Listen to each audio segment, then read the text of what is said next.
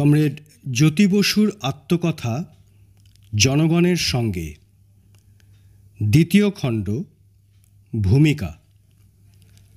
উপরোক্ত শিরোনামায় রচিত বইটির প্রথম পর্যায় ন্যাশনাল বুক এজেন্সি প্রকাশ করে।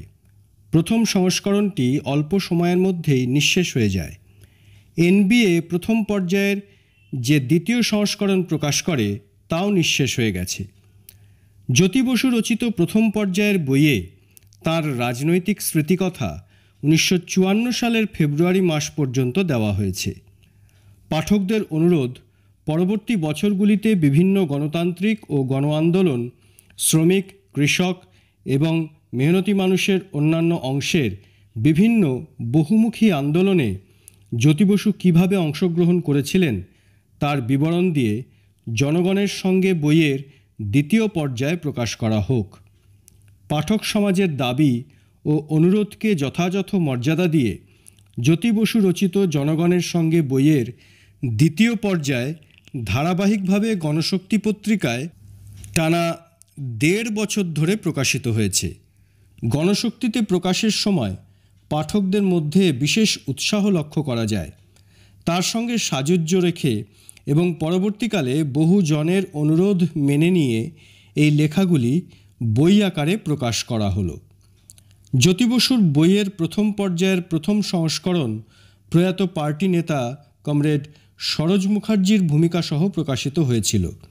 সেই ভূমিকা আমরা দ্বিতীয় সংস্করণে অপরিবর্তিত রেখেছি। বইয়ের দ্বিতীয় পর্যায়েও উক্ত ভূমিকা অপরিবর্তিত রাখছি। কমরেড সরোজ মুখার্জি তার ভূমিকাতে বইয়ের উদ্দেশ্য সুন্দরভাবে ব্যাখ্যা করেছেন।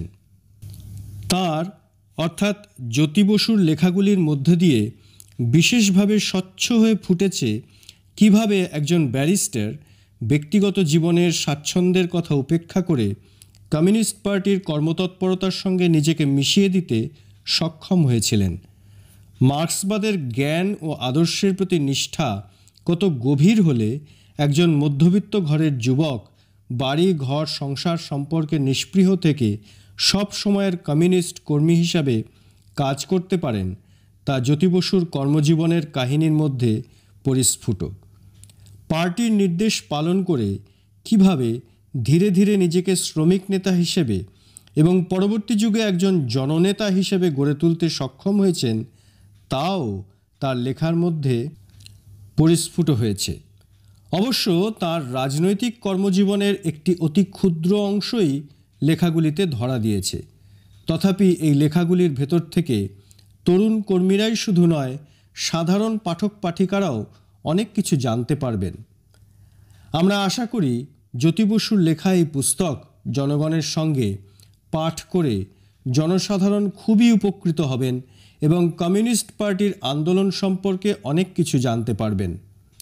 1950 এবং 1960 দশক ছিল সমগ্র পশ্চিমবঙ্গে কংগ্রেস সরকারের জনবিরোধী ও কায়েমি স্বার্থমুখী নীতির বিরুদ্ধে লাগাতার আন্দোলন ও অভিযানের দশক।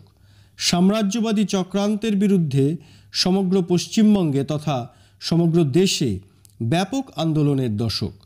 এইসব আন্দোলন পরিচালনায় কমিউনিস্ট পার্টির গুরুত্বপূর্ণ ভূমিকা ছিল। এই সমস্ত আন্দোলন ও অভিযানে কমিউনিস্ট পার্টির অনেক কর্মী শহীদ হয়েছেন। জ্যোতি বসু বলেছেন, যে সমস্ত পার্টি নেতা ও পার্টি কর্মী বিভিন্ন আন্দোলন ও অভিযানে সক্রিয়ভাবে অংশগ্রহণ করেছিলেন তার মধ্যে তিনিও একজন। এ রাজ্যে বাম ঐক্য গড়ে ওঠে এই সমস্ত আন্দোলন ও অভিযানের মধ্য দিয়ে। পশ্চিমবঙ্গে যে বামফ্রন্ট গড়ে উঠেছে তা নিছক নির্বাচনী আঁতাত নয়।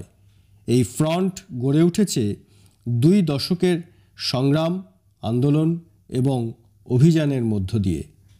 বামফ্রন্ট গড়ে তোলার সংগ্রামে বর্তমানে মুখ্যমন্ত্রী জ্যোতি বসুর অবদান মানুষ ভুলবেন না। প্রকাশক। লেখকের কথা। আবার অতীতের কথা লিখতে হলো। জনগণের সঙ্গে বইটির প্রথম পর্যায়ে প্রকাশিত হবার পর বহু সুহৃদ ও পার্টি দরদি অনুরোধ জানিয়েছিলেন পরবর্তীকালের গণ আন্দোলন এবং তাতে আমার অংশগ্রহণ নিয়ে কিছু লিখতে। তাঁদের অনুরোধ মতো গণশক্তিতে পর্যায়ক্রমে এই লেখা প্রকাশিত হয়েছে। নিজের কথা নিজেই বলাটা আমি ব্যক্তিগতভাবে পছন্দ করি না, তাছাড়া সময়াভাবের সমস্যাও ছিল, তবু সিদ্ধান্ত অনুযায়ী লিখতে হয়েছে। সেই ধারাবাহিক লেখাগুলি একসঙ্গে নিয়ে ন্যাশনাল বুক এজেন্সি বই আকারে প্রকাশিত করছে। 1954 থেকে 1977 এই 23 বছরে পশ্চিমবাংলার রাজনীতি, সমাজ জীবনে যে উত্তাল চেহারা ছিল তার পুঙ্খানুপুঙ্খ বিবরণ দেওয়া একটা বইয়ে সম্ভব নয়। তাছাড়া আমি ইতিহাসের কথা লিখেছি বটে, কিন্তু ইতিহাস লিখিনি, তাই বহু ঘটনা হয়তো বাদ পড়েছে।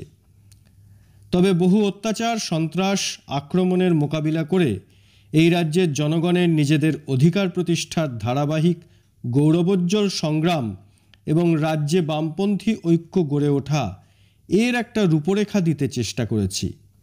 আসলে আমি একটি রাজনৈতিক স্মৃতিকথা হিসেবে বইটিকে গণ্য করতে চাই।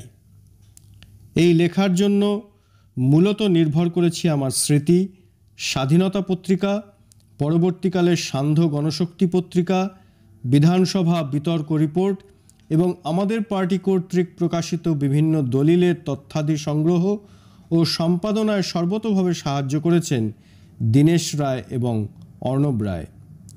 সঠিক সাল, তারিখ, নাম ইত্যাদিতে আমার কোথাও ভুল হয়ে থাকতে পারে, ভুল হলে তা সংশোধন করে নিতে হবে। জ্যোতি বসু, জুলাই 1991, কলকাতা। 1। অনেকদিন আগের কথা, তবু মনে পড়ছে দিনটি। 1954 সালের 22 মে তারিখে ইন্দোচীনগামী ফরাসি স্কাইমাস্টার যুদ্ধবিমান হঠাৎ দমদম বিমানবন্দরে অবতরণ করে। প্রধানমন্ত্রী জওহরলাল নেহরুর ঘোষণা সত্ত্বেও সাম্রাজ্যবাদী ফৌজের অবাধে ভারত প্রবেশ একটি গুরুতর ঘটনা, যার সঙ্গে ভারতের ঐক্য, সংহতি এবং নিরাপত্তার প্রশ্নটি যুক্ত। ফরাসি দূতাবাসের তত্ত্বাবধানে কলকাতার গ্র্যান্ড হোটেলে ফরাসি সৈন্যদের রাখা হয়। 4টি মার্কিনী বিমান, ব্রিটিশ সেনাবাহিনীর বিমানও দমদম বিমানবন্দরে সেই সময় অবতরণ করে। একমাত্র আমাদের পার্টির পশ্চিমবঙ্গ কমিটির মুখপত্র স্বাধীনতা পত্রিকাতেই খবরটি সঠিকভাবে ও সময়োচিত গুরুত্ব দিয়ে ছাপা হয়। এই সময় ভূপেশ গুপ্ত ছিলেন স্বাধীনতার সম্পাদক মণ্ডলীর সভাপতি। আমি তখন পার্টির পশ্চিমবঙ্গ রাজ্য কমিটির সম্পাদক। স্বাধীনতার 23 মে 1954 সংখ্যায় এই সম্পর্কে যে সংবাদ ছাপা হয় তার কিছু উদ্ধৃত করছি। স্বাধীনতা পত্রিকার সম্পাদক মণ্ডলীর সভাপতি ভূপেশ গুপ্ত এবং পার্টির পশ্চিমবঙ্গ রাজ্য কমিটির সম্পাদক জ্যোতি বসু এই সমস্ত ঘটনা জানিয়ে প্রধানমন্ত্রীর কাছে এক তার বার্তা প্রেরণ করেছেন। ভারতের মধ্য দিয়ে এই ধরনের সামরিক বিমান ও সৈন্য চলাচল বন্ধ করবার জন্য তার বার্তায় প্রধানমন্ত্রীর হস্তক্ষেপের দাবি জানানো হয়েছে। 1954 সালের জুন মাসে যে পাক মার্কিন চুক্তি স্বাক্ষরিত হয় তা সুনিশ্চিতভাবেই ভারতের নিরাপত্তার বিপদ সৃষ্টি করে। এই চুক্তির প্রতিবাদে 1954 সালের 14 জুন তারিখে কলকাতার ওয়েলিংটন স্কোয়ারে অধ্যাপক হীরেন মুখার্জির সভাপতিত্বে এক জনসভা অনুষ্ঠিত হয়। এই সভায় বক্তব্য রাখতে গিয়ে আমি বলি, মার্কিনীদের প্রত্যক্ষ হস্তক্ষেপে মোহাম্মদ আলী জিন্না পূর্ববঙ্গে গণতান্ত্রিক শাসনের অবসান ঘটিয়ে সামরিক রাজ স্থাপন করলেন। পাক মার্কিন সামগ্রিক চুক্তির প্রথম পরিণতি এই সামরিক রাজ প্রতিষ্ঠা। এর দ্বারা পাকিস্তান ভারতের ওপর চাপ সৃষ্টি করতে চায়, তাই সামরিক শাসনে পিষ্ট পূর্ববঙ্গের সাধারণ মানুষের প্রতি সহানুভূতি জানাতে হবে এবং ভারতের বুকেও মার্কিন চক্রান্তের বিরুদ্ধে প্রবল গণ আন্দোলনের সৃষ্টি করতে হবে।